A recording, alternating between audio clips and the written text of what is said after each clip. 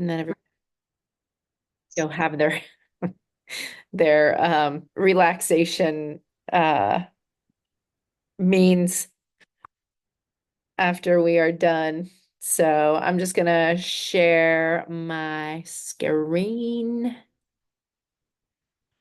for guilt-free holidays. Can it be done?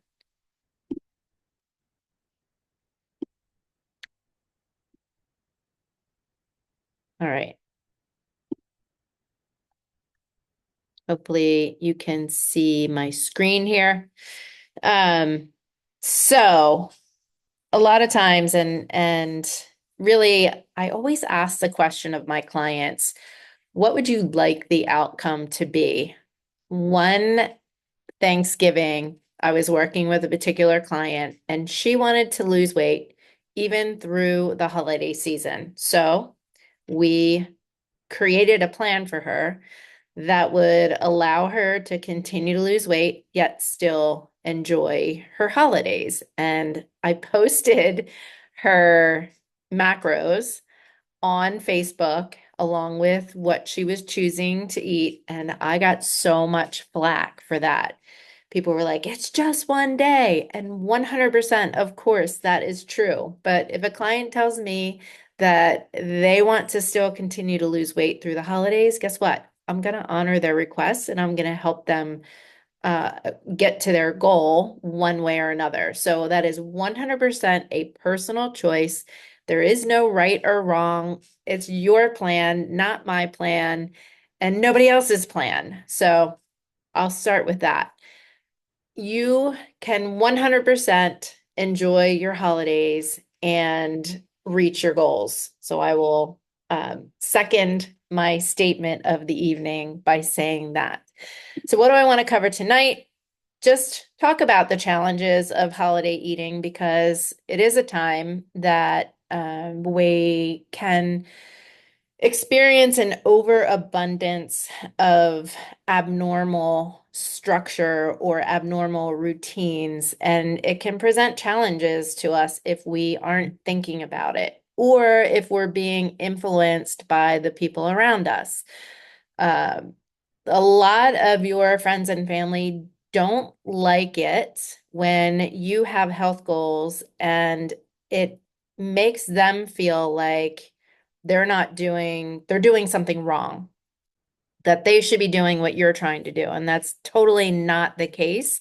But a lot of times, if you have certain goals, it puts a little pressure on them to try to do the same thing. And again, this is all 100% personal and custom to you, and nobody or nothing else should matter. It should be totally up to you. So we'll also talk about that and mindful eating and portion control. And all of these things will hopefully help you navigate the upcoming holiday, which will be here before we know it, even though it's later in the year this year, so that you can enjoy yourself and still adhere to whatever it is you're trying to accomplish. So, what are some of the challenges of holiday eating? There are a lot of emotional and social factors that may come into play. What are some eating triggers, quote unquote triggers? Times of stress, just having to do all the preparations if you're the one that's hosting dinner, or maybe you have traditions that you like to uphold, or maybe your family member is no longer here, or it's the first time that you're celebrating Thanksgiving without a very special person in your life, and it's very evident that they are not present. And then, of course, as I just mentioned, we tend to, maybe not all of us, but some of us will tend to get peer pressure from our family and our friends.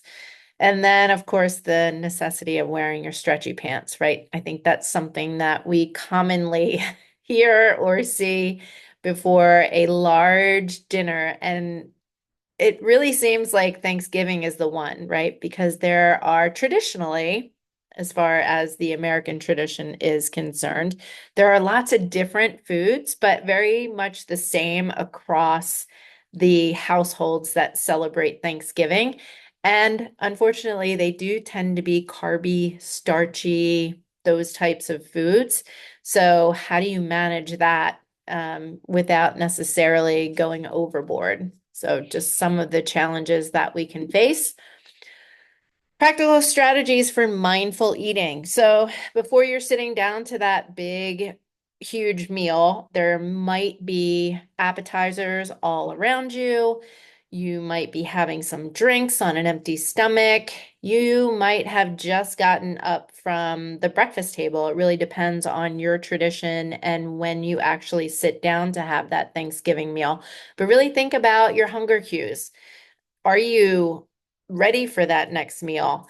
When was the last time you ate? Are you again trying to have a cocktail on an empty stomach? So think about what's going on in your brain and also what's going on in your gut. And ask yourself, like on a scale of 1 to 10, how hungry am I?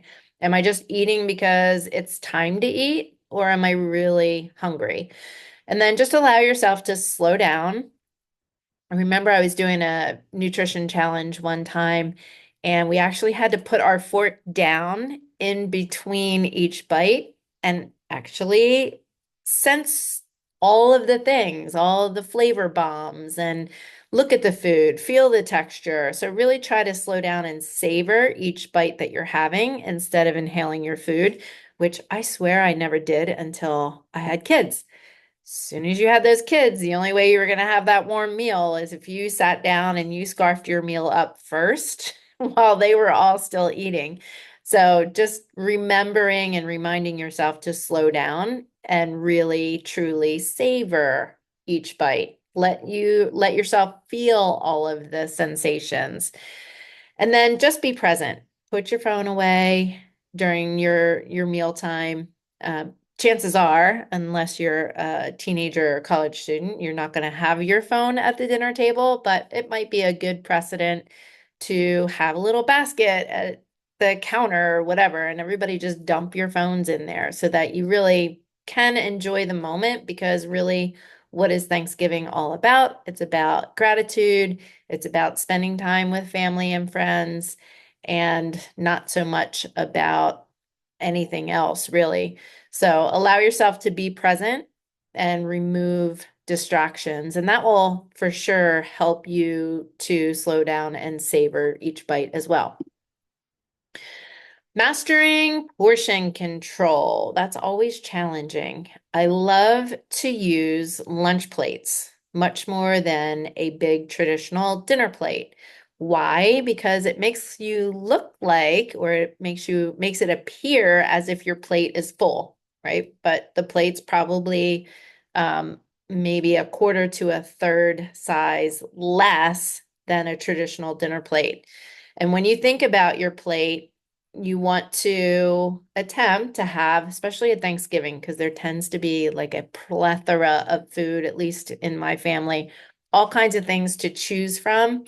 There might be multiple vegetables. If that's the case, try to make half of that plate full of vegetables, and then a quarter to even a third protein, and then that remaining bit, your starchy food. So what's that going to be? Your stuffing, your sweet potatoes, your mashed potatoes. Like I said, it tends to be a very starchy holiday dinner. So try to take just a little spoonful of everything so that you are getting to sample all that's available to you.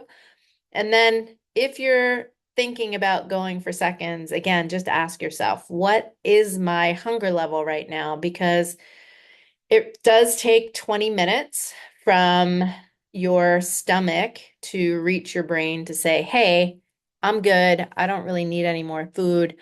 And then, maybe instead of having seconds of the food that's on the table, your traditional protein, vegetable, and starch, maybe it's you're leaving a little extra room for dessert instead of having those seconds. So think about your actions before you just dive in automatically into seconds. And again, it really is dependent upon who you're with and how I call them the food pushers, how much they push food on you. Just remember that you have a right to say, no, thank you. no is an answer, right?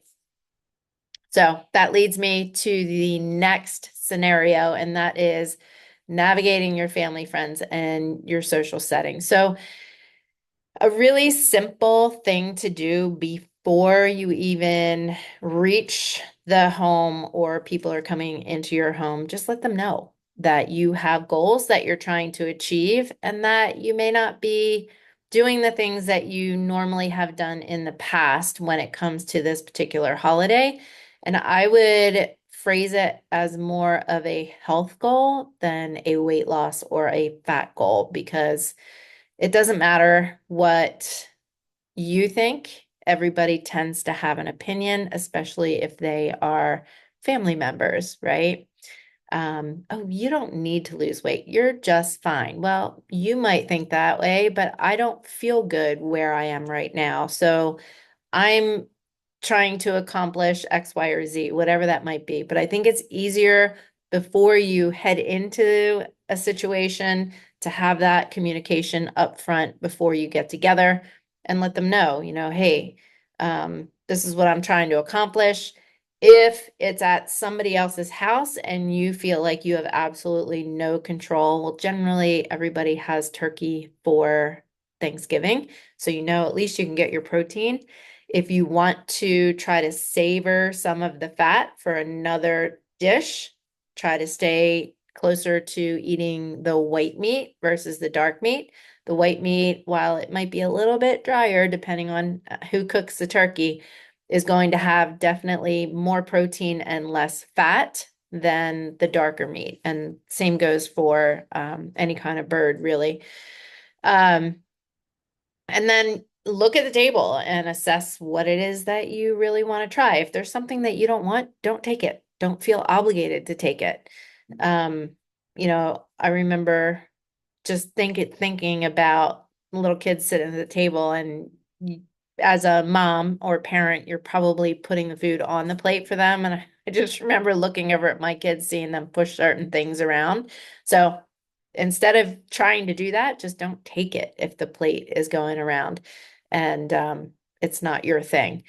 Um, and then definitely choose the things that you like to eat just within reason. Look at your plate and see if it's a good plate that you've built that has awesome amount of protein in it, a decent amount of vegetables, and just a little bit of the starch, because you'll be able to eat more dessert if you have that plan of attack. And then think about what is happening leading up to that moment of dinner. Like I said, people have different traditions. My next door neighbor used to have their Thanksgiving dinner at noon. So she was really only having breakfast. And then their lunch was really Thanksgiving. So think about when you're having that, the timing of the meal, and what you can do before and after so that you can still enjoy that meal. And that's why I love macronutrients as a style of eating, because you can tend to fit things in. And just remember that you always have your total calories if you're in a fat loss or a weight loss phase that you can try to hit as your top level, and then do the best that you can with protein.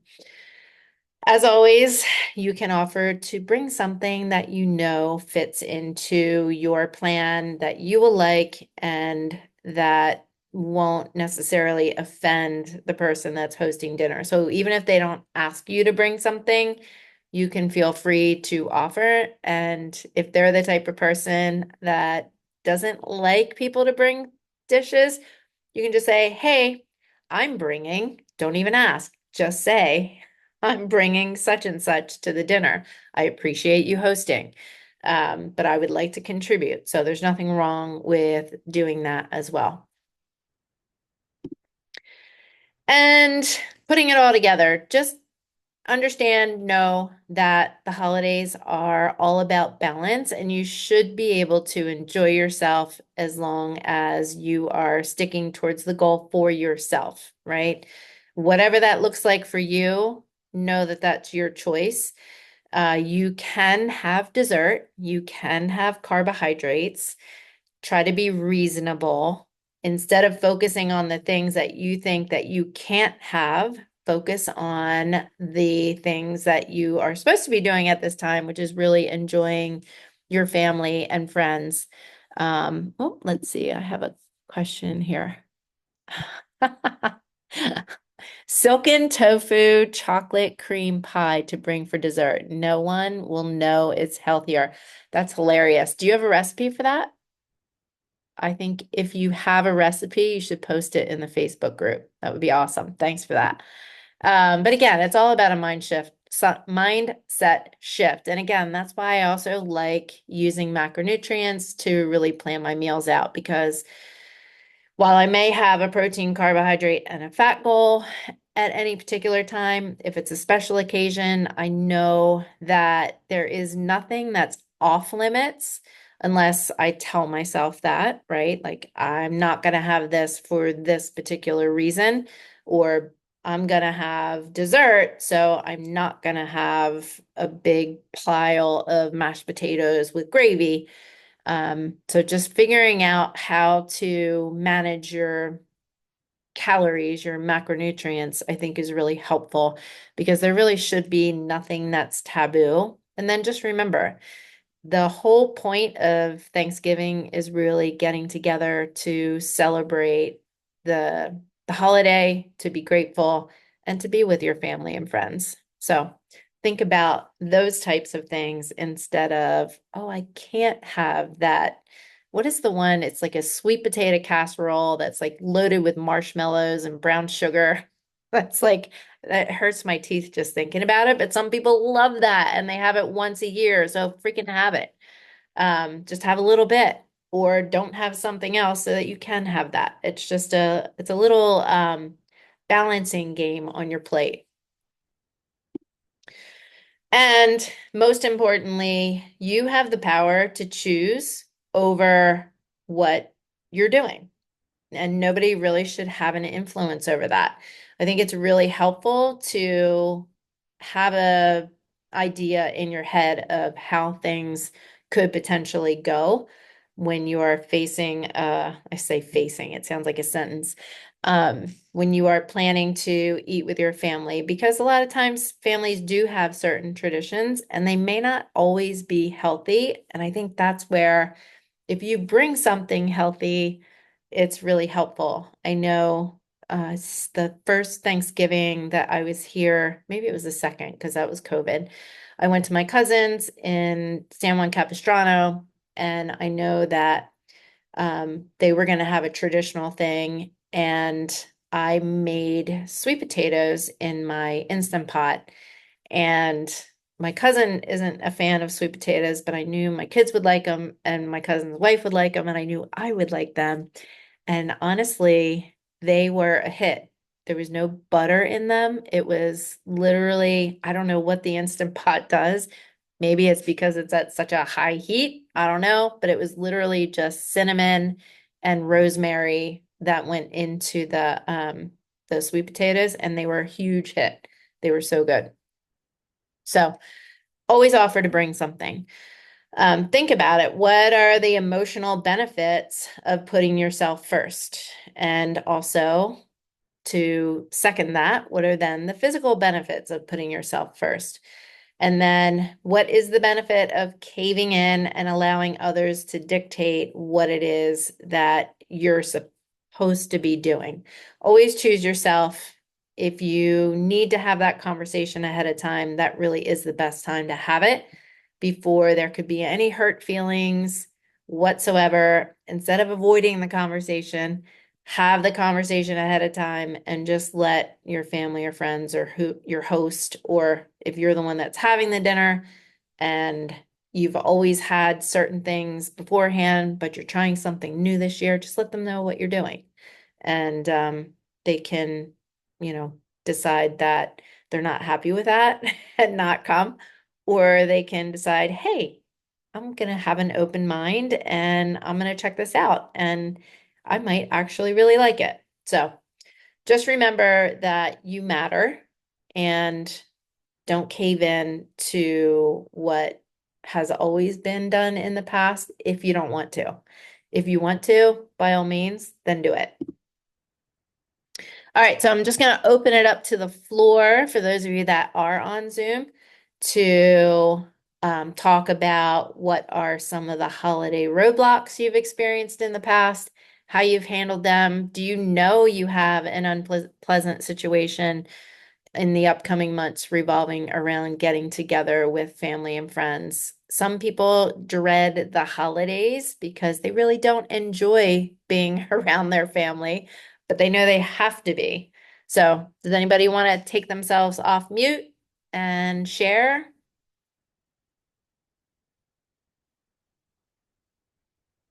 Don't all come off mute at once. No roadblocks, no unpleasant situations, or you don't want to share because this is being recorded. Oh, what's the real answer? All right, any questions then about anything that I talked about? Nada? We're all good, we're clear. There's no doubt in your mind that you're going to have nothing short of an amazing holiday, or you're just too stressed out because you don't know what tomorrow is going to bring. These crazy times.